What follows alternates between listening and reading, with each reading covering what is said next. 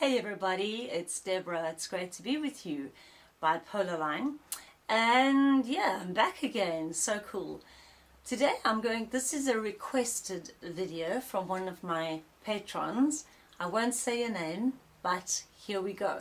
I thought I'd share this on YouTube as well as on the Patreon page, which I wouldn't normally do. But I think the subject is very important that people understand. So it's all to do with the mortality rate of people with mental illness. We have a 10 to 15 year less lifespan than the general population. Quite scary, but let me tell you why. And that is mainly people who have chronic depression, bipolar and schizophrenia, right? The reason, first of all, is for the medication that we're given. You know that all medications come with black box warnings. That means they can be potentially fatal. But at the same time, before that freaks you out, you could walk in front of a bus by mistake and get ridden over. You could be in a bad car accident and be killed. Life is not a given for anybody. So you got to weigh it up. Do I want to take the medication? Maybe I will have a problem, or maybe I won't, or what? And for me personally, I chose the medication rather than try and live a life that's just out of control because of the misfiring brain. And I haven't, thank God, had any problems like fatal yet. But the biggest problem, why, apart from that, why the physical effects of bipolar disorder and depressive disorder. I don't deal with schizophrenia, and remember, I'm not a doctor. I just learn this stuff, I study it, I go on courses, and I interview various psychiatrists, so I know what I'm talking about, is the fact that many people with mental illness get obese. So when you put on a lot of weight with your medication, because that's what happens, your medication can cause you to pick up weight. If that's happening, you are then at a greater risk of heart disease, heart attack, stroke, diabetes. Your endocrine system can go for a ball. So this is why your life would be shortened. So not because the bipolar as such, it's what we have to take in order to keep it basically under control. So our mood stabilizers can make us put on weight, and maybe your mood stabilizer can have other effects on your body which can directly cause problems. Let's say lithium. It's my major drug of problem, and I'm not afraid to say it. I think it is dangerous because thousands of my subscribers are in kidney failure because of lithium. I was advised to go on lithium many years ago. I have never gone on it, and I never ever will, because lithium hits your kidneys. Now, you have to keep going. As you know, if you're on lithium, you have to keep getting blood tests to see the levels in your blood. Lithium is, in my book, none of the meds are 100% safe, but lithium, to me, my opinion, not a doctor, is a killer, because there are other mood stabilizers. So really, you can go on something else. I personally, as I said, detest the stuff because I've seen the damage it's caused to people that I care about who have mental illness. And there are other alternatives that are not dangerous, like lithium is. So lithium is also known to make you put on weight. Besides destroying your kidneys, put on weight. And then you again are at risk of all these other illnesses that are offshoots of being overweight, obese. You are called obese if you are not sure of the body max in the BMI, but have it checked, because it's it's not a big amount, but it's around your middle. And if that is higher than the BMI should be for your weight, your age and your height, then you need to do something and bring it down, okay? This is only because you don't want to have cardiovascular problems. You don't want to have, forget about how you look. It's about what? It's about the illness. You don't want to live with a mental illness and a physical illness. Nobody wants to. It's horrifying. So have that checked. So you might want to change the way you eat. I changed the way I eat, and it had nothing to do with the fact that I was so overweight. It was really because my hands were so painful. So therefore I looked up what to do. Now my diet is basically protein and fat. I don't have carbohydrates. I've never felt healthier, and I've lost a huge amount of weight in like a year. As you can see, if you go back on my old videos, terrible, but it just so happened that way, and thank God it did, because that has helped me for sure. So it's an unhealthy lifestyle is your next one.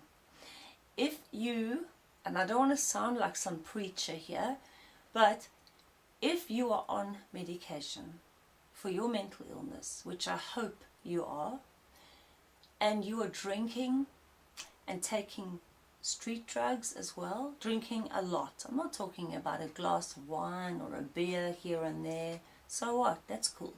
But in my opinion, but if you're getting legless, like really drinking every night, getting totally out of it, or maybe you're also taking cocaine, and maybe you're also smoking a bit of meds or whatever you might be doing, you are putting your life at risk. So try not to do that stuff if you can. I know it is so tempting because we want to not be in this mental, emotional pain. It's bloody hell. But if you don't be careful, and just, it takes a lot of courage, don't go there, because you're on your medication, and that's fine. And if your medication is not working, meaning you're not really stabilizing, specifically bipolar, and you're not really stabilizing, and you're having horrifying rages, which bipolar and borderline carry. Bipolar are worse. And you are suffering from extreme depressions, which are just, you know what it's like. It's just terrible. More people die from suicide than any other thing on the planet. So depression leads to that sometimes, not always, but you're in danger of that.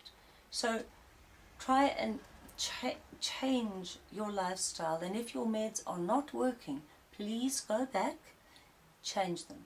Go back, change them. It took me 2 years of constantly changing medications, never touching lithium. The doctors were getting driven crazy, but I was not going there to the lithium problem. They were going to find what worked for me. And finally, after 2 years of trying, putting on weight with one, and then like blowing up with another, oh yeah, it was horrific. I can't remember its name. I couldn't stop eating. I would eat like 2 packets of biscuits in one go. Oh, what the hell. And then the other, there were just so many things. The others made me feel like dumbed down, you know, like a zombie. So you got to be resilient. Keep going back and don't give it up. Never give up. Because you got to remember that the reason you are still here and you're watching this video is because you are so strong and so brave, and you've managed to get this far. And my God, you're a hero, you're a warrior, and don't ever forget that. Okay, you're not a weakling.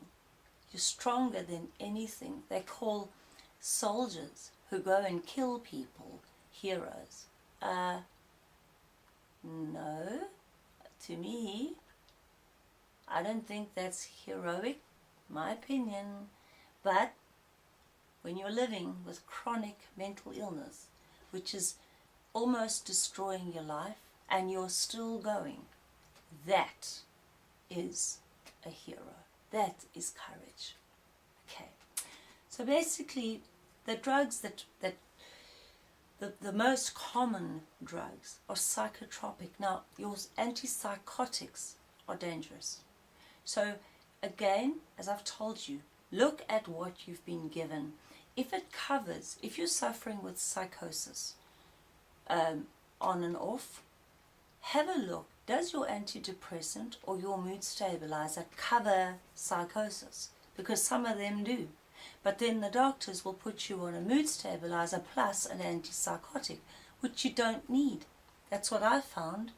So I dropped it. So antipsychotics, they say from a doctor's paper, not Googling, from a doctor's paper, that they are one of the big no-nos.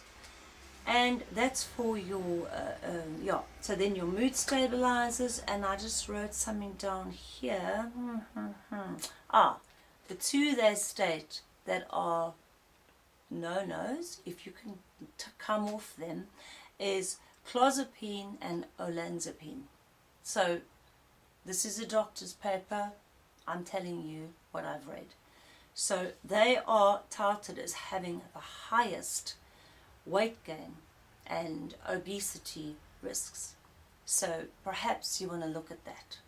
So that's basically why we have a shortened lifespan, because we have to take the meds. But remember, if you take your, which can cause obesity, which causes, it's all like a spin-off of one another. So you want to take meds that don't affect your weight. And if it does, you want to get into something like yoga, meditation, which calms your system down. It's not some weird new age crap. It works scientifically. So you want to get into some kind of gentle activity. You don't have to go crazy on the dance floor unless you want to. And you want to watch what you're eating. You might want to look at that. What is good? I personally cut out carbohydrates completely and dairy. And I live only on protein and never felt better in my life. And so, yeah, it's a good thing to me. Works. Something works, great. Don't fix it if it ain't broke. So there you have it. I hope that's answered your question, my love. It's not because you have bipolar disorder. It's because of the medications and what happens, the obesity, or just the weight gain, and then the cardiovascular, and then your endocrine system might go for a ball. So watch what you are given, have a look. There, of course, there can be side effects, but some are less than others. And you know what? We can't live a life of no problems ever. Some people eat lobsters. They go out for dinner, eat lobsters, and go into anaphylactic shock. So really, it doesn't matter. As long as you get your weight sorted, you keep yourself as healthy as you can, don't go overboard, and just look after yourself. And then you'll see a radical change. Once again, try it for 1 month. If it doesn't help you, well then, you got nothing to lose. Okay? Alright then, let me leave it at that. I'll be doing another video a bit later on about something they're trying to call everything mental illness, and I'm blocking that one down. But for now, thank you for requesting the video. I'm not going to say your name. Thank you for your subscriptions. Welcome to my new subscribers. You're now part of the Bipolar Line tribe, which means we're a big family and we look after each other. So the link below, if you want to go to my Patreon page, you can request videos if you're a patron of mine. and you can pay as little as $3 a month. I mean, that's a cup of coffee, right? It's just because I've got so many people and I'm working so hard, which I love. But truly, I think it's a case of mutual support.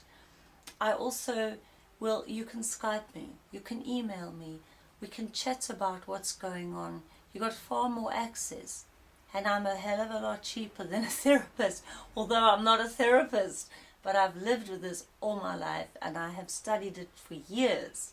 And I keep myself up to date on courses. So I'm not perfect. Nobody is.